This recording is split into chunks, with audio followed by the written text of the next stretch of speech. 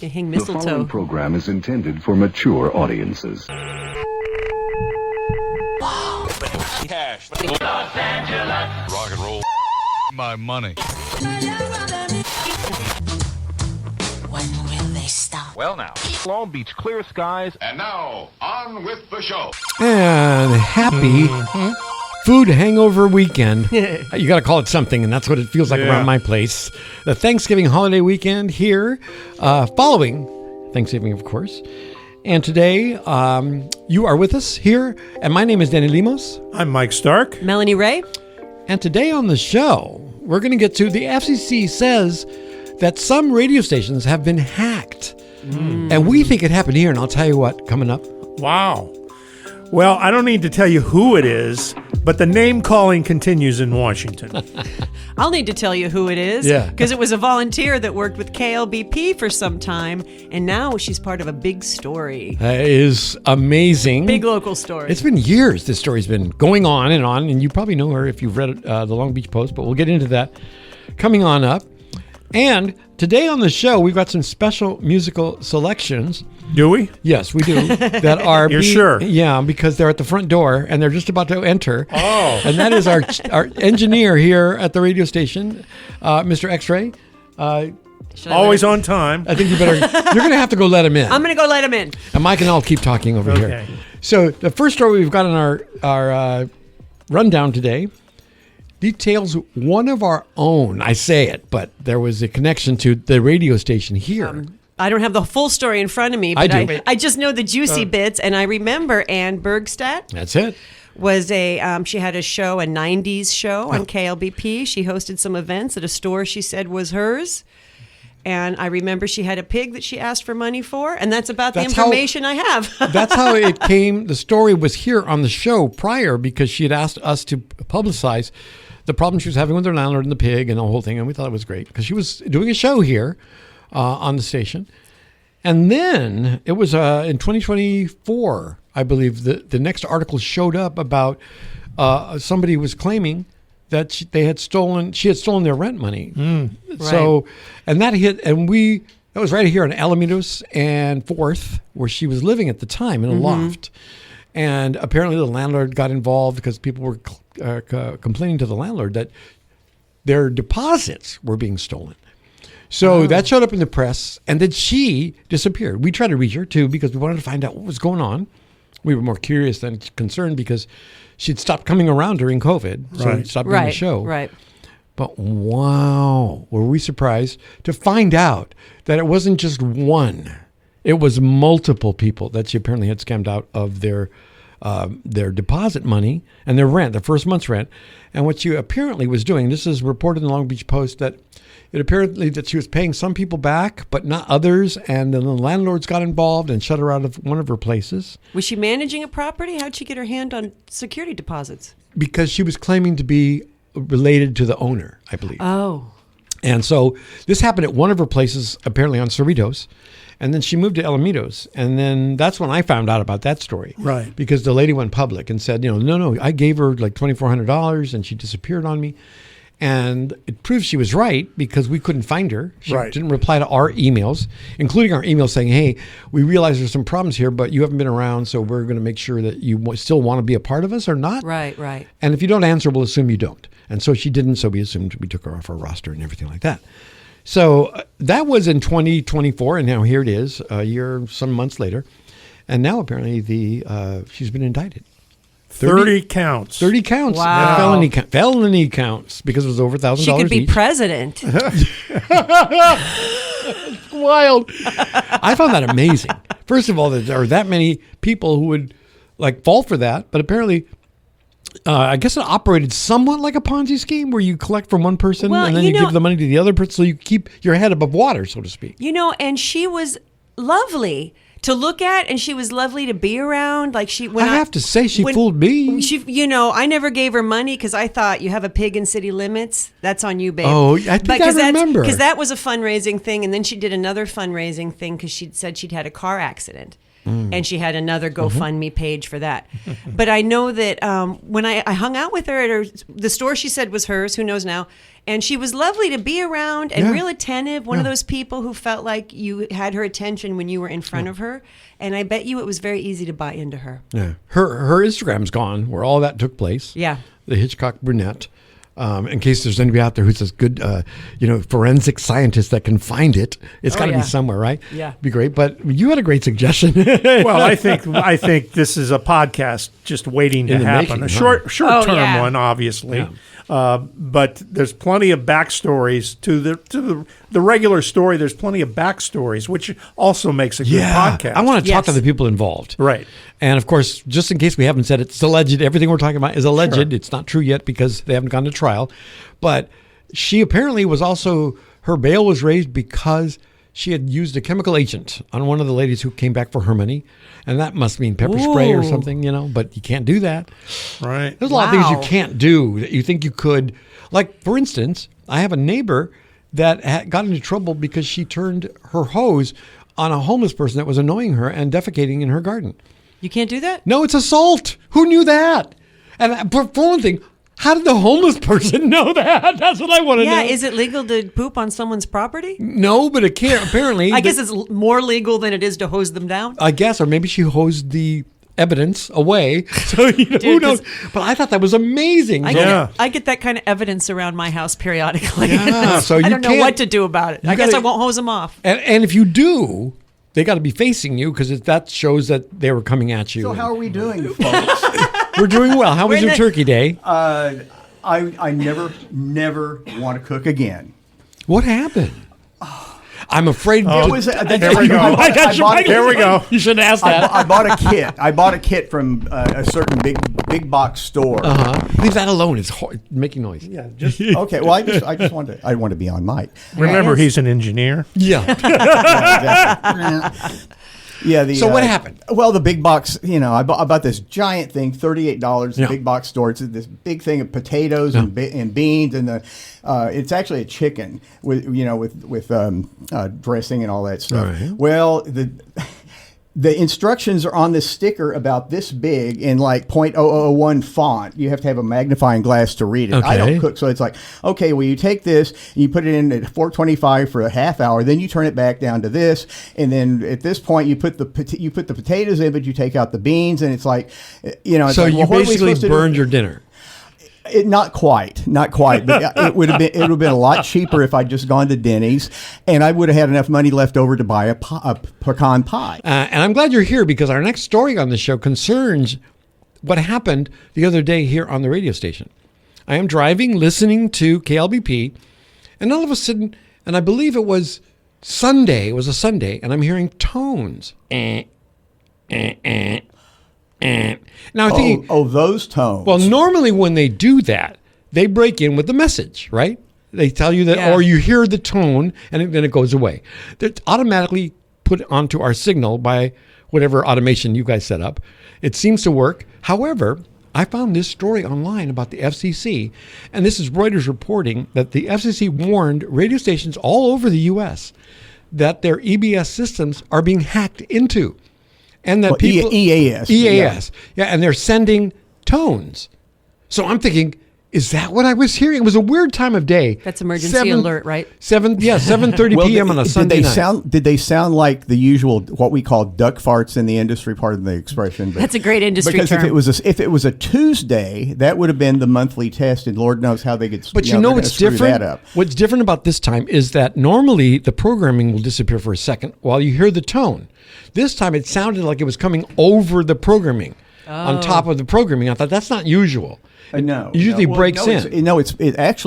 It's wired that the EAS box it interrupts the program, right? And normally then it releases it at the end. So, wow! Now we have to protect ourselves from being hacked into. What they're doing is they're sending false emergency signals in some communities. Oh, yikes! Especially where the weather has been kind of iffy. And so you're thinking, wow, what you could really disturb. Yeah, that's dangerous. And that's the first time I ever heard about anybody hacking into a radio station to try to, make mayhem. Well, I think they will Other do than that being on if you the don't. air. If you keep the default password, which is probably password or something like that. If duck you don't fart. if you don't change that, well, then you get what you get. You know. It's very duck fart.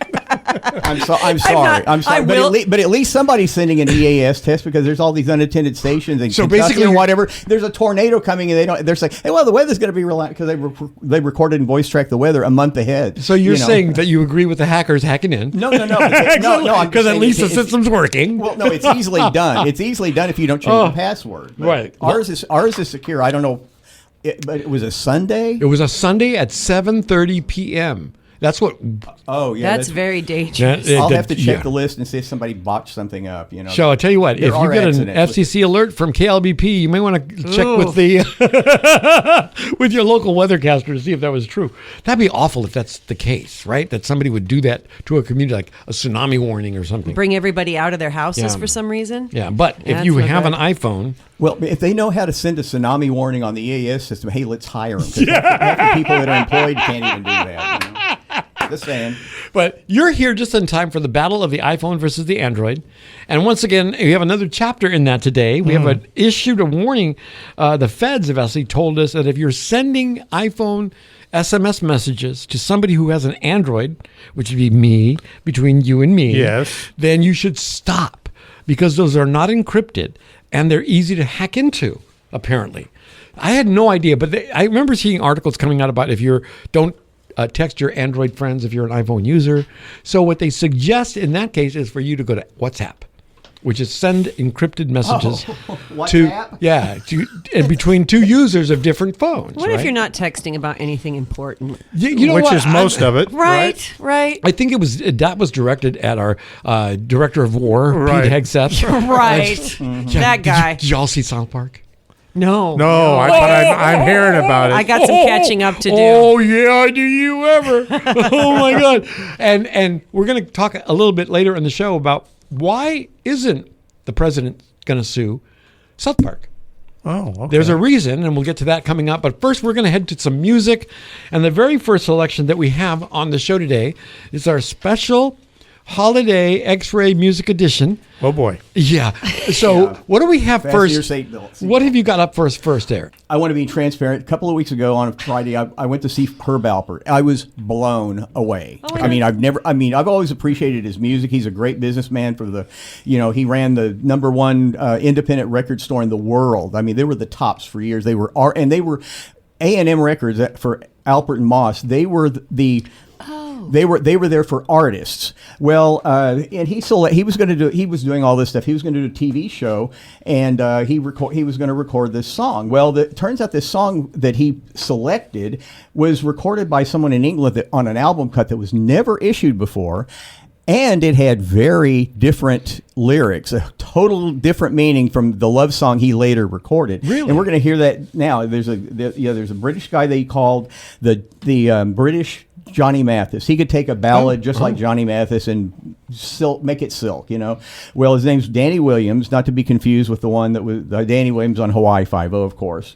And this was just an album cut, never was a single. And Burt Bacharach and Hal David they wrote this song in 1967. This guy Danny Williams he's a South African that went to lived in Britain. And he recorded it, beautiful in rendition. He sings it better than someone else we're going to highlight in a minute. But he's got the range that the CEO of a certain record company doesn't have. So if we're going to play that right now, this is called "That Guy's in Love" on Mornings on the Beach.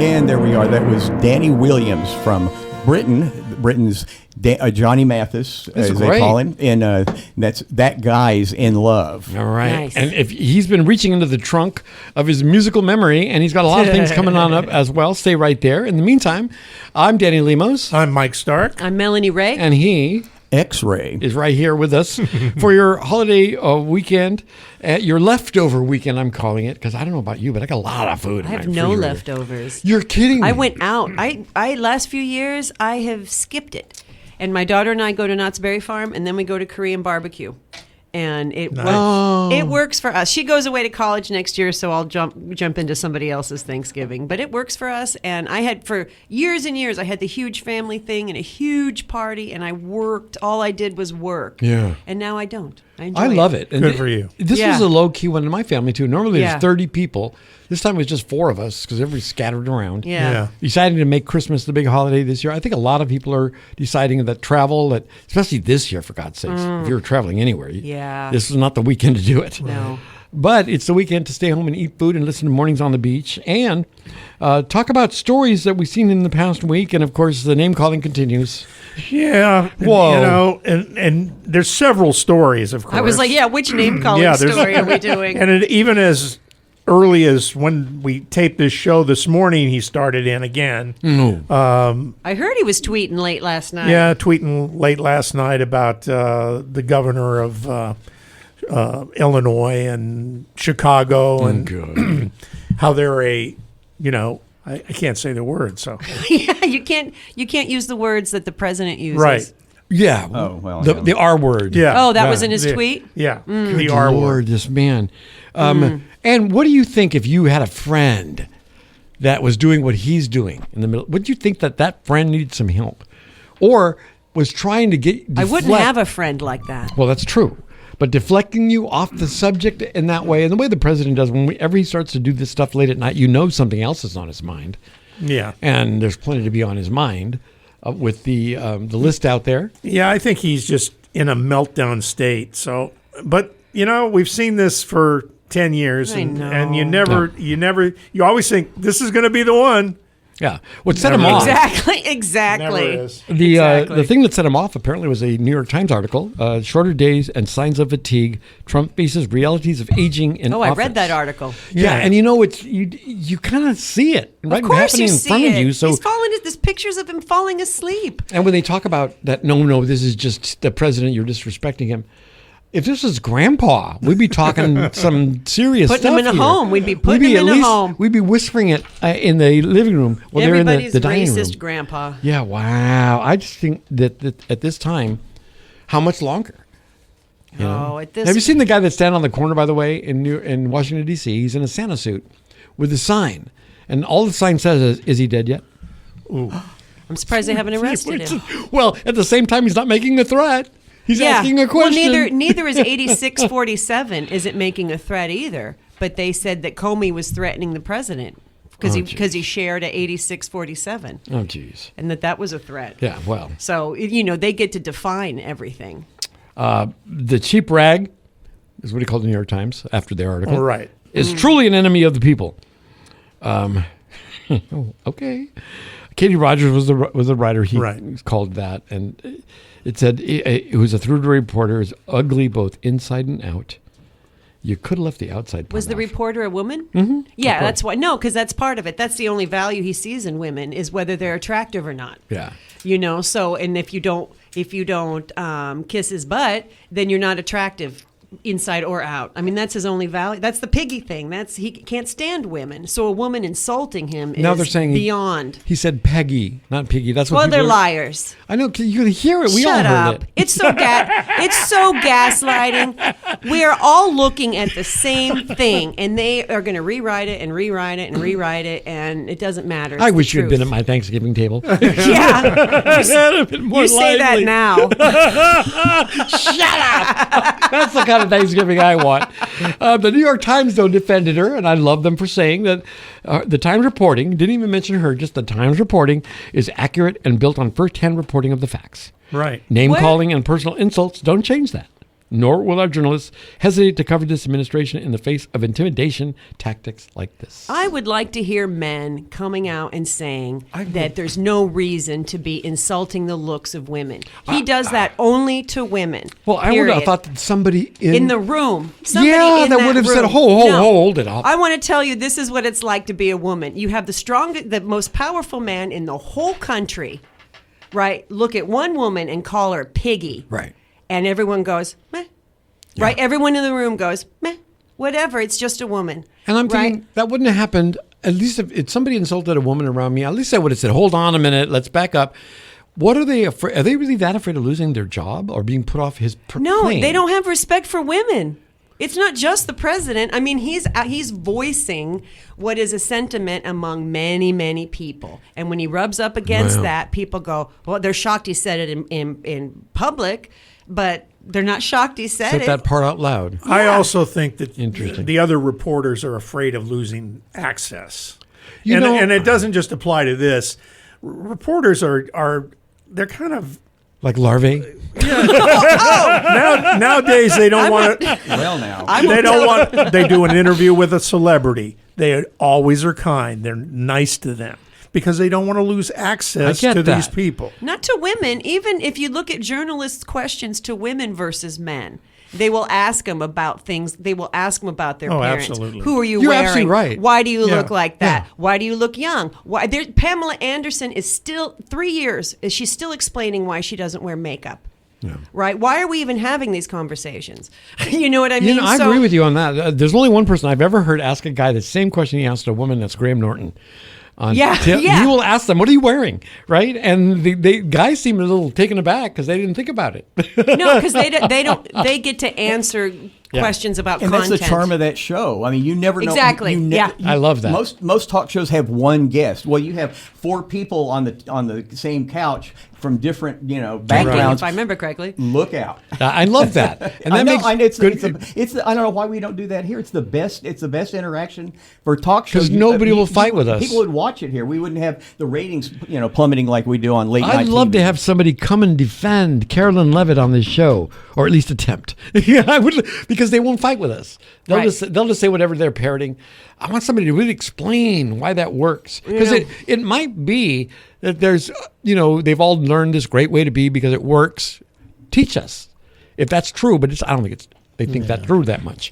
But When you talk about women not being, women being disrespected, there's a video I just saw of Linda Ronstadt, and she's 78 now. She's now calling out everybody, starting with Don Henley. Then there's David Crosby, and then Frank Zappa, and I mean, she's just telling them, she's just telling the world they're all a-holes. Is basically, she's just, hey, I'm glad she's doing that. I am too. Because if she was there at this Trumpanzee rally or whatever, she would have stood out. She would have stood up and voiced her opinion. Trust me. That to me was the most astounding. That nobody said anything in that room. Were there other females on that plane that could have said, "Hold on a second"? It is, and it's not happening. It's not happening alone. It's also happening while we're losing our rights to our own bodies, and they're taking off of public health websites. They're taking down. They're taking down sexual assault, and it's part of ending DEI. We're calling women. The president of the United States is calling a woman a piggy while they're stripping us of our rights. And women are in danger right now, and we need men to stand up and go, hey,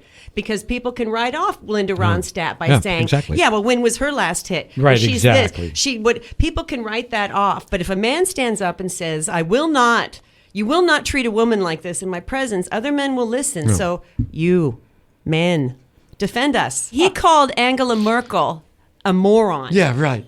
He called her a moron. Takes one to know one. Well, no. What is she? She's a scientist. Yes, I know. What's the guy, the new mayor of New York City? They had fisticuffs almost, during the election. Now they were standing together in the Oval Office, and French kissing. And Trump said, "Well, yeah, I did call. Well, I called him a moron, and and he said, yeah, well, I called you a moron too." So, well, I'll tell you what, we're going to swamp ourselves if we don't get to the next musical entry we've got. So coming up on the show, we're going to explain why the president won't sue South Park. We'll tell you about that coming up. But first, I want to hear about that. Well, yeah. First, if everyone hadn't been talking during the last song, you would have heard that the lyrics were slightly different than what you're used to hearing on that particular song, because it's basically 180 degrees from what Herb Alpert is going to sing in a minute. It's a song about this guy's girl that cheated, and lyrics like I've heard some talk. They say. There's someone new. There's that guy's in love, and what he's saying may be true. I mean, it's amazing. Well, Herb wanted to do this TV show on CBS, and he just called Burt Bacharach or Hal Bayer or Hal David, find out if they had a song in the back drawer that they never, hadn't been around, and they gave him this one, and he's looking at the lyrics. He's like, well, can I change the lyrics to it's a love song instead of a stalking song, basically, like the last one we played. They let him do it, and they did it. Burt Bacharach did the track. He comes in and he's planning on doing it with the Wrecking Crew later, but he just runs through the song once real quick, just for levels or whatever. Burt Bacharach goes, "You can go home now." That's the track they used on the TV show. Kidding. That's the 45 version, and it was number one for 4 weeks in the summer of '68, awesome. With Born to Be Wild, all these other, militant hits that were out. This is the only one that calmed people down. And here we go with Herb Alpert, the president of A&M Records, and This Guy's in Love with You on Mornings on the Beach. The second rendition of that song you've heard this morning on Mornings on the Beach. Herb Alpert there with This Guy's in Love with You. It's part of our Holiday X-Ray Music Special, and he's here in the studio with us. I'm Danny Lemos. I'm Mike Stark. Melanie Ray. And I'm X-Ray, keeping things real here. You just wait. Not that pretentious crap we always do. Speaking of that, though, the president apparently, right after Thanksgiving, splintered his party in a way that I think is going to hurt him badly, and that is when he decided that he wants to call Republicans Trupublicans, or starting with Tupublicans. Instead of Republicans, all of America now wants, that's what he said. He said They're all what? of America, Tupublicans. Tupublicans? Like to Durkin?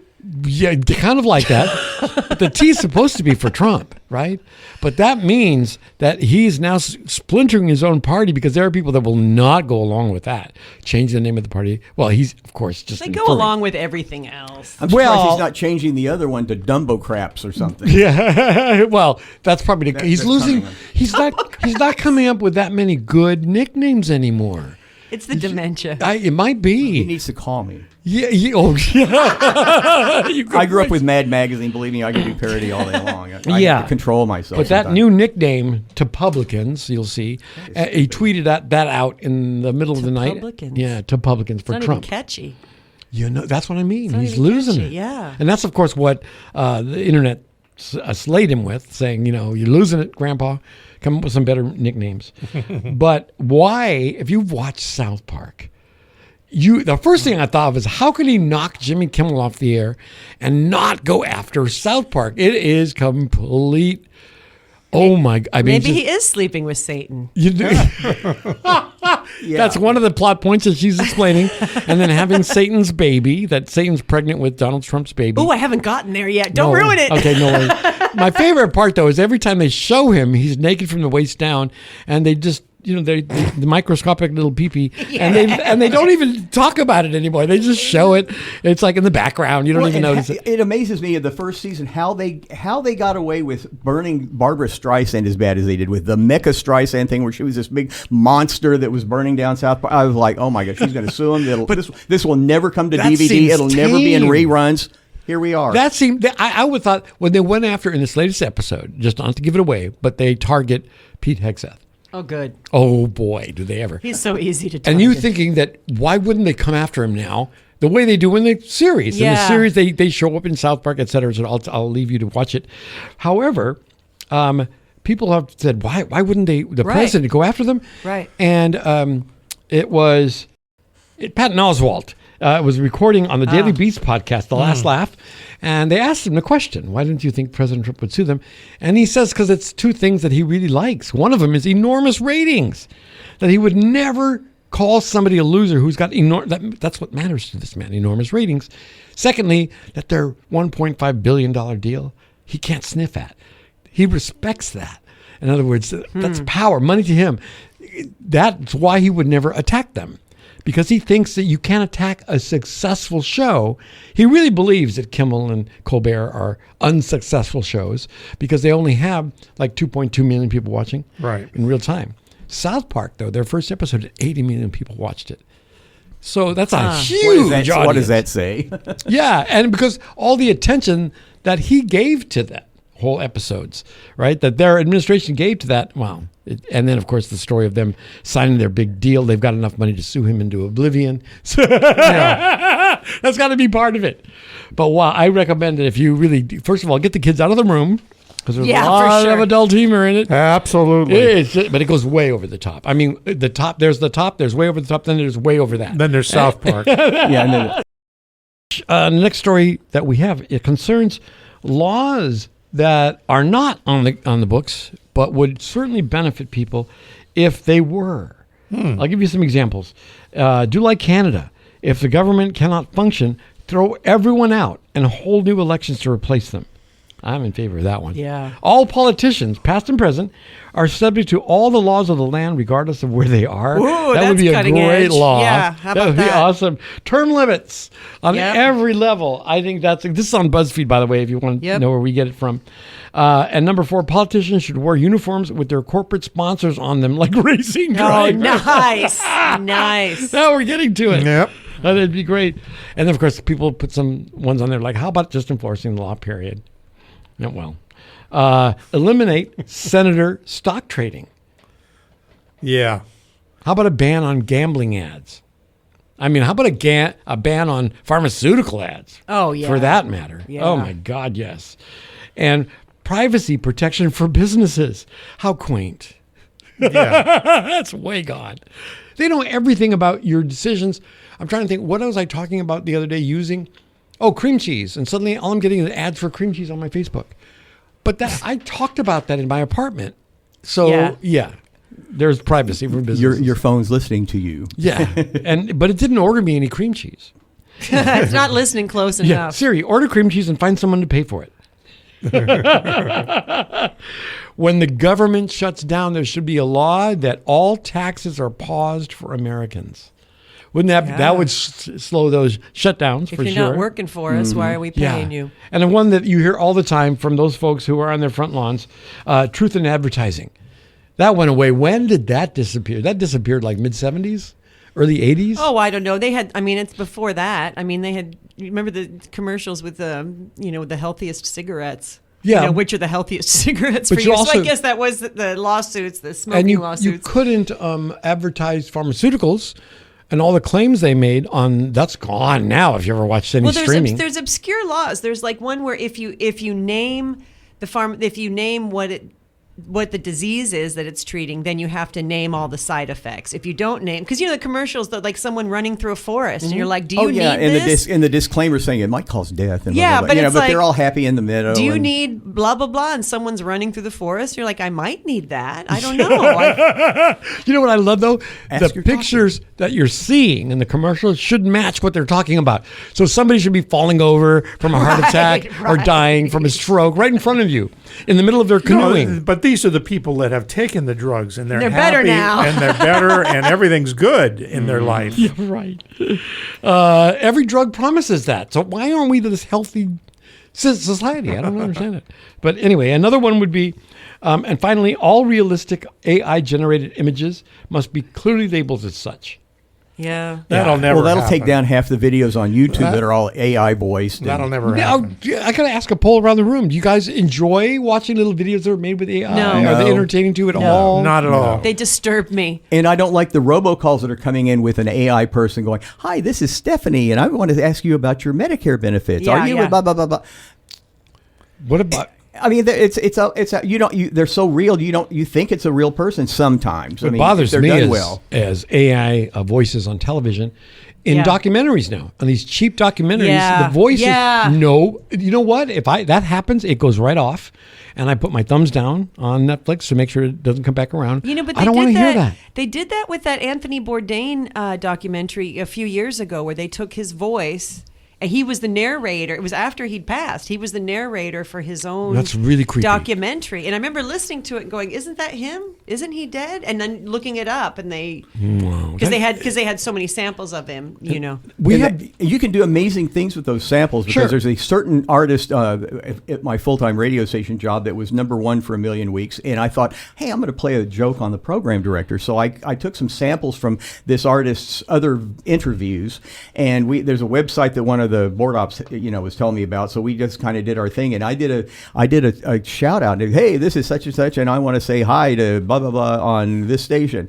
And it was so real, he fell for it. I mean, and I said, well, you ought to play it, but. He says that's not. He didn't come into the station and record that. I said, well, technically no, and he was smart not to play it. But I mean, it sounded just like the artist. This was back when? Not even a year ago. Oh, wow.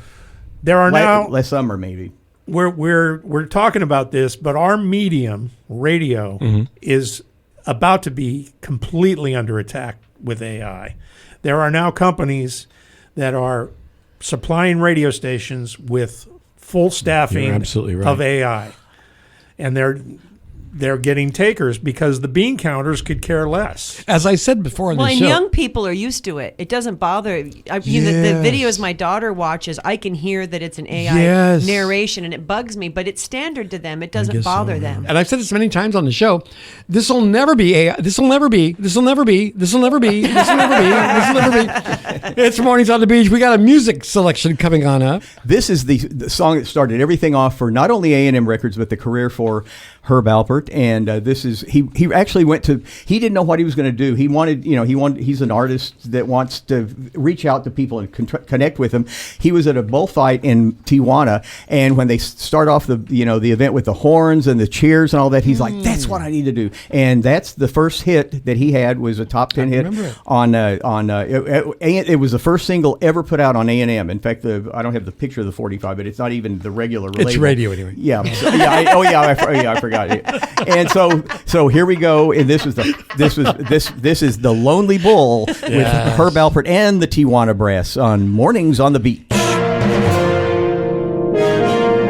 It's Mornings on the Beach right here in the middle of our X-Ray Holiday Music Special. If you wonder why you're not hearing the rock songs that Mike normally picks out for us, X-Ray's been invited. Oh, the 9-minute ones he plays? Yes. Okay. So you only get 3.5 ones. If that. This one was 2 minutes. Having X-Ray here really shakes things up. I'm Danny Lemos over here. I'm Mike Stark. Yes. I'm Melanie Ray. And I'm the troublemaker X-Ray. Yeah. And would you, Madeline, reach into his pocket and see if there's a check from Herb Alpert? No, I will not. There? Yeah. Because, boy, you're in love with Herb Alpert today. Well, that wasn't one of those labels that you'd get a Christmas card with $100 bill in it, if you know what I mean. No, anyway, that was the Lonely Bull, by the way. That was the first hit on A&M and started his career. This is the back sell, right? Okay. Yeah, so, we're rounding the corner now in the show here, and we're past the point of no return. So, but we want to talk about, and we had an interesting idea regarding this next story, but it finally hit the press that if you've got a bunch of pennies around, what should you do with them? Give them to KLBP. Well, that was our idea. But let me get to the story first. Okay, sorry. So what they did was they provided people with ideas about cashing them in. Apparently, your savings and loans and your credit unions will take your pennies and roll them for you and give you a count of that. So will the coin. Maybe for a fee too. Some of them. No, they said free during this period where they're even reclaiming. Bank of America. Okay, because they're saying if you're hanging, people have a tendency to think of pennies as trash. You suck them up in the car with the vacuum cleaner. Right, you don't care about them. If you would, if it was probably a higher denomination. But they say most Americans think of them as excess. So they don't do anything with them and put them in a little jar at home or a big jar at home. And that part of the problem we're experiencing right now with the penny is that if everybody took their pennies back and gave them back to the mint, that it would slow down the process of having to make new ones. That actually the currency will still be popular. But people are, they say, how many of you, and I looked around and boy, I have at least 100 pennies in the house right now in different jars. I'm thinking, take those back. Or, as That's Melanie, a whole $1. But those make, if people think of pennies as waste, then give them to us, like Melanie said. Yeah. I think it'd be a great thing to do. Absolutely. We have a jar. We should put a jar out next time we Well, table. I looked online for those little cardboard jars, like for the March of Dimes that they put out, and they're cheap. They're only 30 cents each. So I think if we get a sticker made for them, right, and then take them around to business, give us your pennies for public radio. Oh, that's a great I have idea. I have a hard plastic bucket that's for that. It's got a slot in the top of it. And what did you do with it? I'm storing mic cables in it because they're round. But we one of our announcers had a radiothon one time, and they had a bunch of these things, and I'm like, and they were going to throw them out, and I'm like, hey, I could use those. Do you have a bunch of pennies at home that you're not doing anything No, with? that's the thing. I never save pennies. I always use them to round up if I go through a drive-through or something, and there's an odd total. But I used to save pennies. I had a collection until my mother needed cigarettes one day and took all the pennies and spent them on Salem's. I would love to have been that checkout counter. Oh. Right. What? You're going to pay with what? Yeah. She got her cigarettes. Do you think there were any wheat pennies in there? Do you know what I'm talking about? The kind Oh, with I the know wheat branches? pennies. Yeah. Now, I thought have some. I had a some. couple, and so I freaked out. Oh, my God, they're probably worth money. Yeah, worth 3 cents. Wheat penny? No, the Yeah. ones that are valuable were the 1909 SVDB pennies that were only from this one mint that went out of that closed down or whatever. There's only a handful. There's of those. I had say- everything but like 2 of them, and I come home and the pennies are gone. I'm like, you don't want to know what I said. And they're saying now that if you think you have valuable coins, the chances are you'd probably win a lottery sooner than have a valuable penny at home because there's so few in circulation. Right. I think the one that they talked about had garnered like 1.3 million for one penny, a certain type of penny, but that's extremely rare.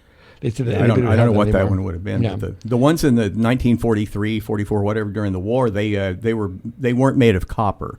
They weren't aluminum, but they were steel, some sort of steel. They were silver, Copper-plated zinc. Yeah, no, that's what they do now, I think. But no, they were the original ones were solid copper. Now now people breaking into houses Right. that are made like that. There's people unscrewing bubblegum machines to get the copper pennies. Right. No, now they're saying that the average American has somewhere between $6 and $80 in pennies in their house. Isn't that something? Not me. I'm Not not me. I think I have I'm more not like average. I 250. put them in the car and I use them to round something up and that's how I save money. But if you go out now and your purchase is $381, right? They're going to round it up for you. Yeah, I noticed that. Yeah. $385. Yeah, because they don't want to take pennies anymore. Yeah, so. Oh, by the way, when we were talking about laws earlier, I really wanted to put in, there should be a law that says if you charge more than 3% of your transaction for using your plastic, that should be a law. $1.50 the other day to buy an $8 burrito. Oh, brother. For using plastic. Yeah. No, it's Well, and then they charge. I mean, they charge you when you buy it. They charge you in the interest. They charge. having been a merchant, that comes into your bank account at midnight. It's not like you're losing any money. Well, Right. it also depends on the bank and if it was a debit or a credit card. Some places won't charge for a credit card, but they will a debit I card. don't understand that. Well, it's the banks and how they whatever type of account the POS the system that they use for credit cards and debit cards swiping and everything, or holding the thing up to the little fish or whatever. He meant point of sale. I mean point a of sale. different kind of POS. I know exactly. well, I was like, I wait, was did I you was I was specify? trying to control myself. No, by I not don't. I using don't. it. I want someone to explain it. Just explain it. Yeah, we're kind of in a weird space right now because there's some businesses that only take cash, and then there's some businesses That won't take cash. That won't take Yeah, cash. yeah. So we're in a weird kind of a space. First of all, at this the Like point. first if you- kind is a, what do they call them? A laundering situation. right, I always believe that exactly. car washes and laundromats, laundering situations. Yeah, I was going to mention though, every POS is set up differently. I went to one Point the of other day where sale. you had to put in your, I swiped the card because I only have a debit card, so I prefer to put in a PIN number. Not all of it. You go to Target, they just take it, swipe it, put it back. Well, that could have been somebody else's card. You didn't even look at it. But with this one store, I had to put in the PIN number, and then they gave me the receipt to. Oh, it was a taco, whatever that taco place is we go to all the time. They wanted me to sign the receipt too. I'm like, well, I put in the PIN number. They'll get your money regardless of whether you sign it or not. That's why I think I know, the but biggest they tell. insisted I sign the receipt. Because they want to get your mortgage. Yeah. I don't trust anybody. Oh yeah, that'll be the next shoot. There's drop, a won't it? Mexican food restaurant right down here on Broadway that you can only pay with Zelle. Now that's connected to Oh, my that's bank account. I don't want them. What Mexican Right. food restaurant needs my bank information? Oh, Yeah. and when I was at Costco the other day, I No. had my phone, and didn't even have any app open. I apparently got close to their point of sale system, and all of a sudden this picture of my debit card shows up on the screen on my phone. I'm like, what the hell? Mm-hmm. And I asked her, I said, how did you, oh, you must have gotten too close. I'm like, they're scanning my card, my phone line. And that's how they now can come next to you. It's not even, I mean, the card's not even in my phone. That's why I was blown away because I have used it there before. Have you ever pulled your card out of your wallet in the grocery store and all of a sudden it goes bloop on the machine and it's literally about 2.5 feet away? Wow. I'm always the one hitting the thing. Why won't it work? Why won't it work? Yeah, exactly. I'm that way I have a drop of gas and I can't get it to work. Yeah. The last story we can get to this morning, right? I have, for those of you out there who are sitting on your pumpkin pie, how long does pumpkin pie last? How's it feel? And when I saw that, I thought, I want to know this. So I figured, dear listener, you'd want to know too. Yeah. So how long do you think you can keep pumpkin pie in the fridge and keep eating it?